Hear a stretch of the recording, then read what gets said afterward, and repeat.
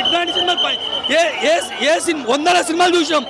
మన చదువు కోసం పనికిరాలే, ఈ సినిమా పనికి వస్తుంది మన చదువు కోసం. ఎందుకంటే ప్రతి ఒక్కరు విద్యార్థులకు చూపించండి. తల్లిదండ్రులారా మీకు రిక్వెస్ట్ చేస్తున్నా, మీరు సినిమా చూడకుండా పర్లేదు, మీ పిల్లలను చూపించండి.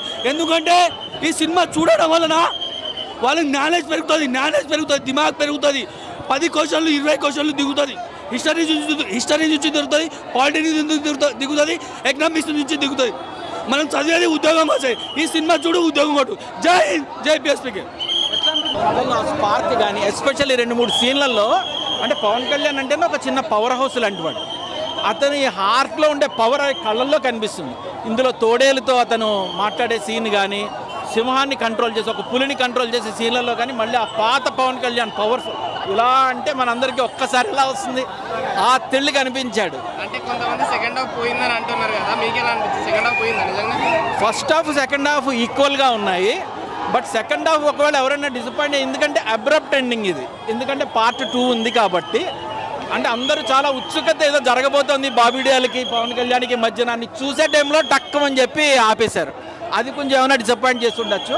అక్కడక్కడ గ్రాఫిక్స్ కొంచెం లో ఉన్నాయి. అది ఒక్కటి తీసేస్తే ఓవరాల్ సినిమా చాలా బాగా ప్యాకేజ్ చేశారు.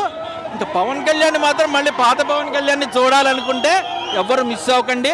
ప్లస్ మన శివాజీ మహారాజు, చంద్రగుప్తుడు లాంటి అద్భుతమైన మన హిందూ వీరులు ఈ తుర్కులు ఇలాంటి దుర్మార్గులతో ఎలా యుద్ధం చేసి మన ధర్మాన్ని కాపాడారు, మన సంస్కృతిని కాపాడారు, అదే ఫీల్ మనకి అర్థమయ్యేటట్టుగా చిన్న కాల్పనికతతో అంటే చిన్న ఫిక్షన్ జోడించి ఆ చరిత్రాత్మక నేపథ్యంలో తీశారు. సో దేశభక్తులైతే, మీరు హిందూ ధర్మాన్ని మన సంస్కృతికి అభిమానించే వాళ్ళైతే ఈ సినిమా తప్పకుండా చూడండి. అందులోనూ అటువంటి వీళ్ళని రిప్రజెంట్ చేసే మన పవన్ కళ్యాణ్ ఆ పవర్ ఎలా ఉంటుందో మనకు తెలుసు కదా. సో రియల్లీ మీరు థ్రిల్ అవుతారు.